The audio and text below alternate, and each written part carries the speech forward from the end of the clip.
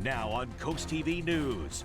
A winter wonderland on Delmarva. We show you where the snow fell most along the coast. Regulating drones, which beach town is looking at unmanned aircraft on Monday. Bandstand in focus, why concerts here are once again getting Rehoboth government attention this week. And as we wrestle with gale force winds, the combination of the bitter cold and these winds could make problems not only for us walking around, but even keeping the power and the lights on. This is CoastTV News at 11. As we look into Dagsboro, bitter cold and lingering snow on Delmarva. Good evening. I'm Madeline Overturf. Thank you for staying up with us after Sunday night football. Multiple schools are delayed Monday due to Sunday's snow. Pretty much all school districts in Sussex County, including Milford, Cape, Indian River, and some charter schools are delayed by 2 hours. To Maryland, though, Worcester schools are only set back 1 hour. Wicomico schools are delayed 90 minutes. All the districts cite frigid temperatures and icy conditions as their reasoning. We do have the complete list of school delays right now on our website and app. Also right now, DelDOT is warning drivers that despite treating the roads, tonight's cold plus snow could cause refreezes on roadways. DelDOT says rock salt becomes less effective when it's 20 degrees or below, increasing the risk of icy roads and bridges. Another warning, but this one from power companies. Thousands of people went without power earlier today in Kent and Sussex counties.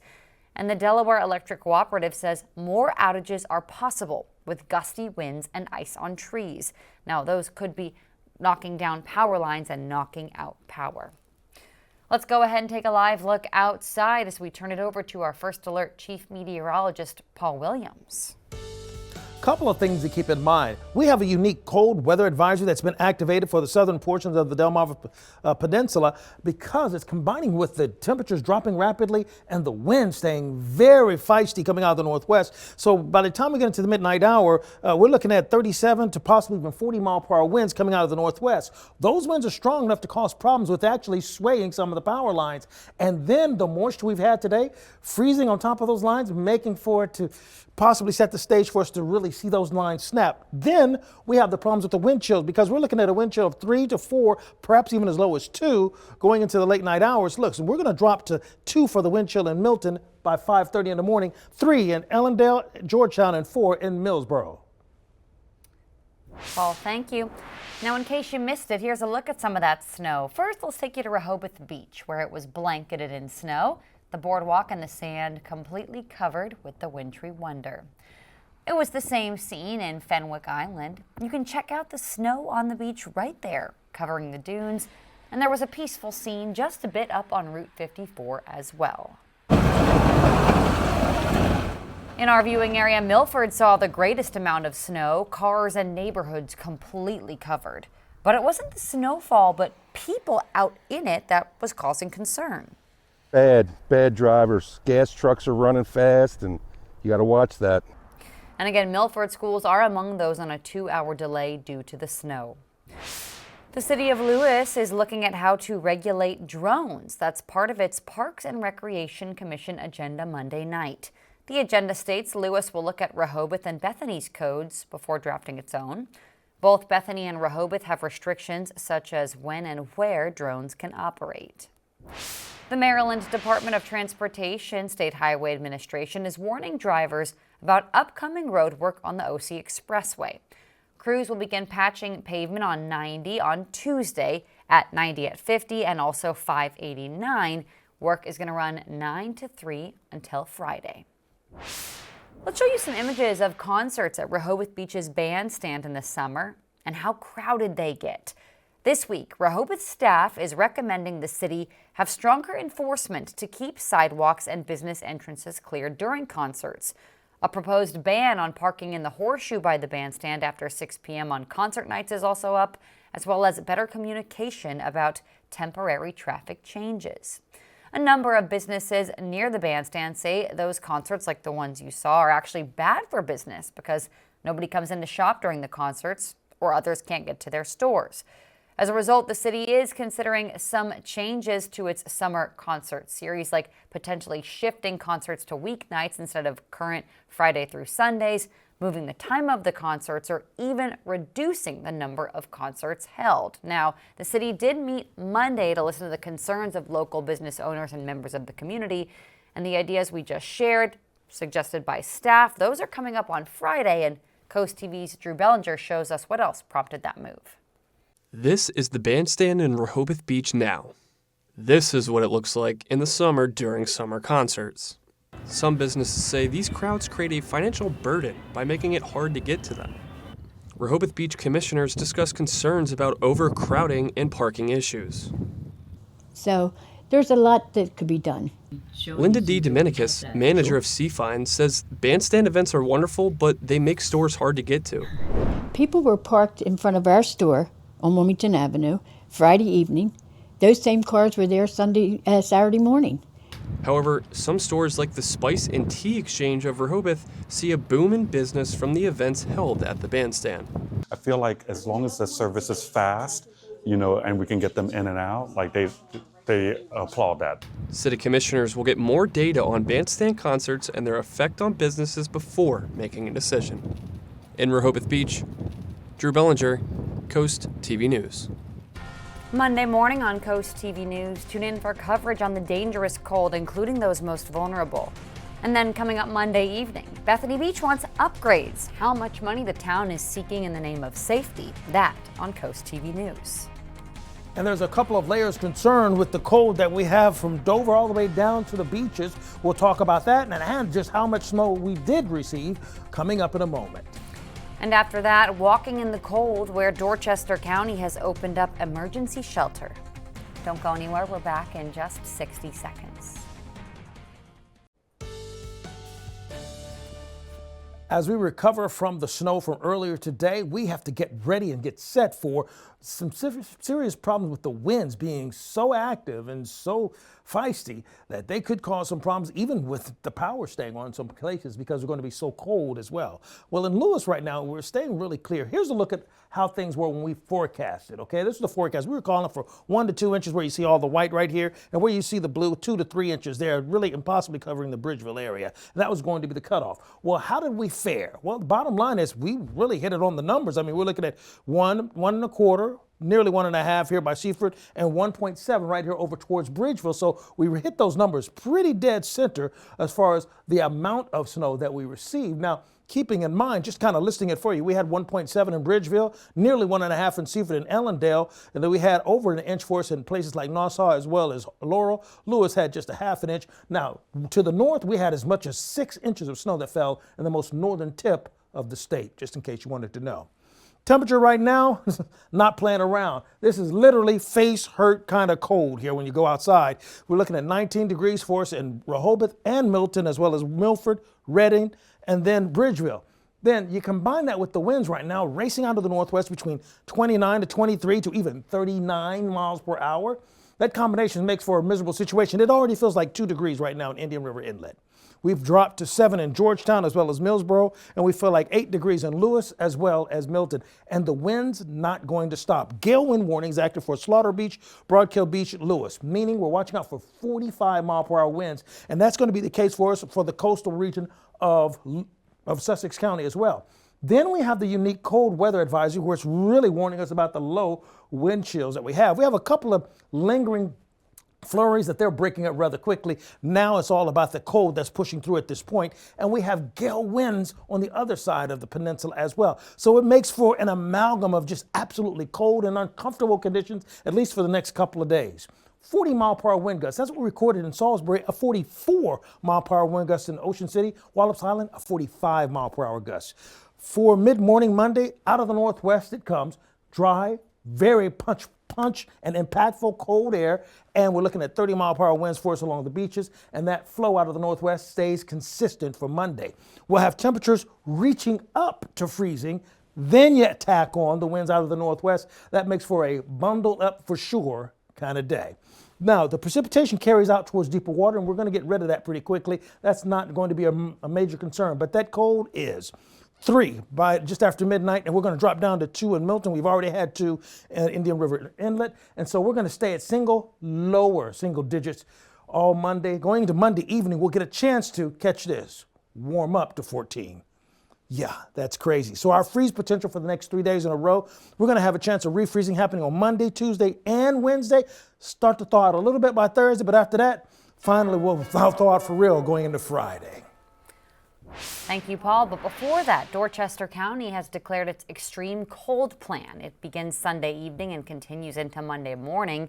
A temporary shelter has been activated at 200 Washington Street, and people who need help can call the Delmarva Community Action Center or the Dorchester County Health Department. From extreme cold in Cambridge to lots of snow in Dover. We caught up with people trying to shovel driveways and clear off cars as the snow really hit the hardest Sunday morning. Neighbors said they were trying to get ahead of the storm as best as they could, even if they were a little bit late. I didn't think it would be too much, so I didn't salt at first. Woke up this morning to the snow, ordered some IHOP for breakfast, and then decided to come out now and ice and clean off the cars just to make it a little easier for when it does stop. As we get out of this winter weather grip, here's a cool tool to save until next time. DelDOT has a snow tracker and snow plow tracker. The little orange icons are where the plows are in real time, so you can see if they will be near you soon. Still to come on Coast TV News, BB expanding, where the healthcare company is breaking ground this week. BB Healthcare will break ground Wednesday afternoon on its newest health campus in Millsboro. That's located near the new bypass at Sheep Pen Road and Route 20. BB says this new facility will have a freestanding emergency department with pediatric care, walk-in services, lab services, and a retail pharmacy. The U.S. economy has shifted from red hot to cool and now somewhat frozen. That's how some key economists describe the latest findings from the U.S. Bureau of Labor Statistics. Maribel Gonzalez spoke with several experts who break down what the data reveals about the current economy and where it may be headed. It's a really good time to have a job. It's a really terrible time to not have one. Data from the U.S. Bureau of Labor Statistics shows hiring in the U.S. continued to stall in September and October, while employees clung to their jobs with white knuckles. Experts say this is consistent with what is known as a low-hire, low-fire market. The job market is not growing, and that means that people who are seeking new employment are finding longer search times, and those who are currently employed have their job security somewhat undermined. August JOLTS report released on the eve of the government shutdown showed job openings as a share of total employment remained at a 5-year low at 7.23 million. That number increased in September and then in October to 7.67 million. Ever since 2022, when we saw an acceleration in inflation and interest rates, employers saw their costs to hire more headcount increase substantially. They're becoming more cautious about how many workers they're adding to their payrolls. But not all industries have stayed stagnant. AI is booming. Occupations like computer scientists, mathematicians, they're still seeing quite a bit of demand. While the overall labor market currently appears bleak, economists point to upcoming factors that could change that. The tax cut takes effect early in 2026. There is going to be a lot of money flowing into bank accounts because of federal income tax refunds. I'm Maribel Gonzalez reporting. A clearer snapshot will be available the morning of December 16th when that November jobs report comes out. Still to come here on Coast TV News, a family adopting a new pet. How many hundreds were rescued during this year's mega adoption? Then children celebrating Christmas. How you are helping make this holiday a special one for all children on Delmarva. That's up next on Coast TV News. I really want to talk to you for a second.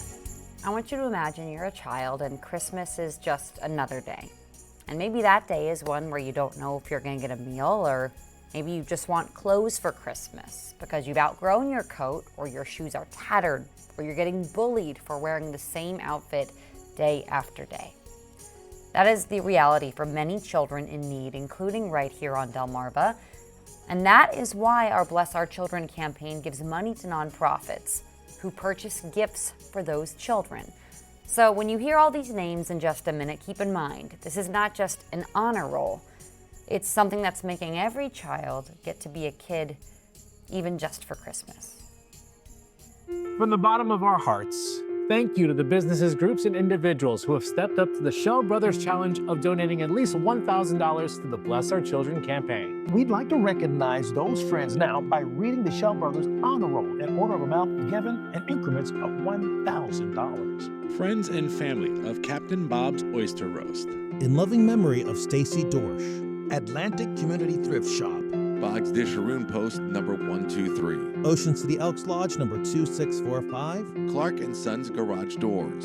James Maloney. Eastern Shore Corvette Club Incorporated. Cape Henlopen Elks 2540. Seaboard Billboard Boat. In memory of Carolyn Lehman Johnson. Right Locations Inc. Pat Littleton and Steve Rosenberry. Michael and Nancy West. General Refrigeration Company. Edward Jones Office of Melinda Tingle. Sons and Daughters of Italy of Ocean City Lodge number 2474. Tony Tank Tribe number 149. Midway Par 3. Inspiration Health Services LLC. Sugar and Gas Home and Comfort Products. Donna Sackett and John Parker. MR Ducks. Bunting and Murray Construction. Apgar Turf Farm Inc. Chesapeake Urology. Doctors Mark Edney, Mark Shimko, Alyssa Gracely, and Jason Smith. CJ's Beach Space. In honor of Bill Hickman, Peninsula Imaging LLC. Painting in America Made Great Again, Earl Johnson Painting. In memory of Jean G. and John D. Henry. Mr. and Mrs. R. Dean Goldsboro. Evergreen Lodge number 153. Janosic Family Charitable Foundation Fund. Emery's General Service of Millsboro. Willard's Lions Club. Sean Knoll Ways Limitless Worldwide. Wheels That Heal Car Club. Chesapeake Waste Industries. Waikamico Lodge number 91 AF and AM. Rotary International Lewes Rehoboth Beach Rotary Club. Preston Gromark FS. Pocomoke Elks Lodge number 1624. American Legion Cinnapunxon Post number 166. Fillmore Day Real Estate Services LLC. Accurate Termite and Pest Control. Delaware Improved Order of Red Men and Degree of Pocahontas. Idlewild Brewerton Club. Hawker's Supermarkets. DJVO Entertainment. Murray's Residential Service, Dennis and Barbara Murray. Alan Corman and Son, Inc. Antique Alley of Bridgeville in memory of Ron Hatfield. Eastern Shore Auctions by Willie Benton. ASAP Pumping and ASAP Total Disposal. Absolute PDR, Dwayne and Brandy Geis. David and Luis. Tylerton Church, Inc. Contractors for a Cause. Queen City Elks Lodge number 1051. AccuTrench Contracting, LLC. IV Solutions. Terra Firma of Delmarva Paving. Crowley Associates Realty, Inc. ABC Refrigeration, Inc. of Bishopville, Maryland. BYOC Build Your Own Cookie, Chincoteague and West OC. Corrado Construction Company. The Caronville Foundation. Tops Cutoff, DJ Services and Recording Studio. Redmond of Delaware Orphans Board. HVAC Services Unlimited, Inc. Shore Fund Tractor Pullers. Eastern Shore Region Antique Automobile Car Club. Harry and Jenny Davis. Collins Wharf Sod. Brittany McKinley, in loving memory of Ava Lee Quinn, Jim and Nancy McKinley. Missionary Baptist Church. Selbyville Elks Lodge, number 2173. King Crop Insurance in memory of Bonnie King. Sons of the American Legion, number 123. Richard Jordan, in memory of Maurice and Pearl Jordan. Liberty Concrete and Home Enhancements LLC. Chris Contracting, Inc. Dagsboro Paint and Wallpaper. In memory of Cecily Witt. Dance Conservatory and Ballet Theater of Dover. O.T. Beauchamp Jr., American Legion Post 94. Lewes Rehoboth Moose Lodge 646. Hastings Marine Construction. June and John Lewis Jr. Paula Kelly of Elite Lending Services LLC. Don and Stephanie McIntaffer. Delmarva Art and Wool Expo. Towers Concrete Products, Inc. G.R. Campbell Construction. Allen Lions Club. Zion Church of Salisbury Women of Faith. Coastline Sunrooms and Awnings. The Riverside Grill. Pools, Pavers, and more. Harborside Bar and Grill. Bob Willie and Sons, Inc. Hickman Beach Plaza. Preston R. Smith, Plumbing and Heating. Rich and Karen Gollin. American Legion Nanacoke Squadron No. 6, Historical Vintage Car Club of Delaware Incorporated, B&R Auto Parts Inc., Joan W. Jenkins Foundation Incorporated, Jolly Roger Amusement Parks, Mike Singleton and Sons Pest Control Company, Mount Zion Holiness Church Inc., Paul Morin's Floor and Wall Design, R.D. Greer and Sons Co., Shore United Bank, Michael Christian, Realtor with Coldwell Banker Realty, Holly Lake Campsites and Holly Lake Grill, Paradise Plumbing Incorporated, Daisy's Well Drain, Coastal Towing and Auto Repair Lewes, Murray Sod Farm, Monell and Sons Trucking Incorporated, Donna Dorman Adams, Burrs Logistics, Seascape Property Management, in memory of Sam Ellers Jr., Johnson's Seed and Feed, Reynolds Excavating Inc., in memory of Granville and Joanne Trimper, Cheryl, Gary, and Boys, Maddox Brothers Trucking Inc., Black Gold Farms, in memory of Richard and Helen Webb, Bethel Community Church, Millsboro, Delaware, Chuck and Shirley Buchanan, in loving memory of Noah, Catherine, and Martha Hopkins, Classic Cakes of Salisbury, Japanesque, Odd Fellows Lodge, Georgetown, Salem Church Inc., American Legion Auxiliary Cinnapunxet Unit No. 166, Jefferson, Urian, Doane, and Sterner, PA, Timothy and Terry Scott, Prees Farm LLC, Curtis Mercer Remodeling Incorporated, J. Stacy Hart Engineering. We appreciate all of you stepping up to the Shell Brothers Challenge as a part of our Bless Our Children campaign. If you'd like to help, send your carton donation to Bless Our Children in Carrick WBOC at 1729 North Salisbury Boulevard, Salisbury, Maryland 21801, or you can donate on our website, blessourchildren.org. Thank you for helping make this season merrier for children on Delmarva. Happy holidays. Bless Our Children is administered by the Draper Holdings Charitable Foundation. Also this holiday season, we have our holiday house. We want to show you this awesome display from Susan in Georgetown. She says, lovely snowy morning in Delaware. Thank you, Susan, for showing us your home. And please show us how you are decking the halls all season long. Send us your photos and videos by going to coasttv.com/holidayhouse, and we might even show them on TV. We'll be right back. The affordability crisis is impacting seemingly all aspects in life, even the arts. Many Broadway musicals are falling flat, struggling to make a profit despite high attendance. Lee Waldman shows us how now some are wondering what this means for the New York City staple. There's something really special about seeing live theater that is different than everything else. For over a century, Broadway has been at the heart of New York City culture, glittering marquees welcoming audiences to step inside, defy gravity, and give them the old razzle-dazzle. As New York City goes, so goes Broadway in many respects, and vice versa. However, the rising cost of musical production is leaving the Great White Way in the red.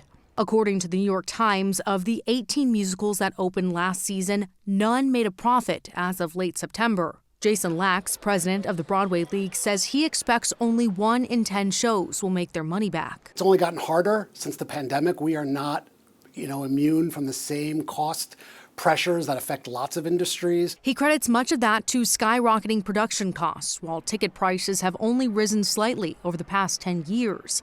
League data shows Broadway as a whole had its highest grossing season in a decade. James L. Walker Jr. says he invested $50,000 in the recent revival of Cabaret, which closed early at what producers are calling a total loss.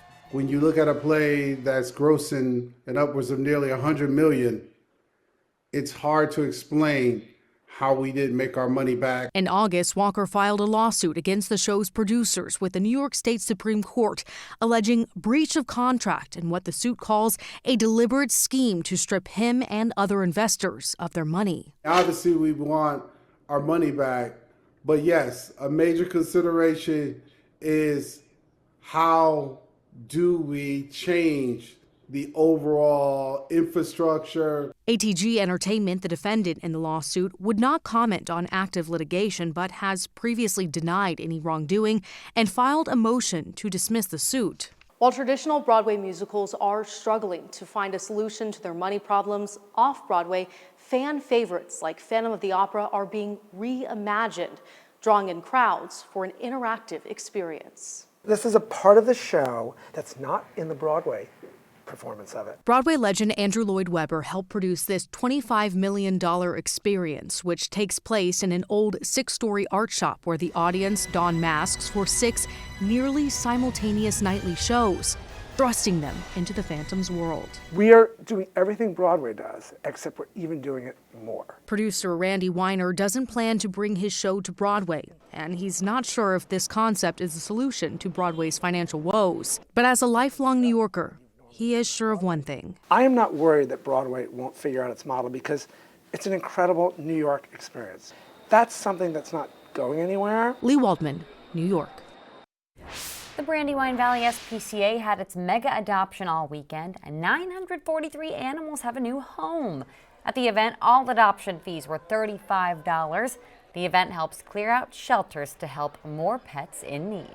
By the way, bring your pets in because this is not the time for them to be outside. It's going to be way too cold. In Dover, we're looking pretty clear, but we have gale force winds on the Atlantic side as well as on the both sides of the Delmarva Peninsula. And then we have an active cold weather advisory as we're bracing for the wind chills to stay in the single digits for an extended period of time. So just kind of keep all of that in mind. All right, now keep in mind that you can keep up with your forecast by calling our weather line. Your forecast is just a call away, sponsored by the law offices of Bruckstead, Mandalis, and Federico, 443-880-9100. And finally, here's a look at your exclusive 10-day forecast.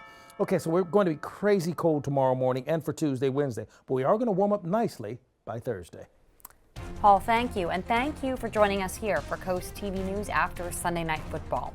For more news and local weather, you can download our Coast TV News app.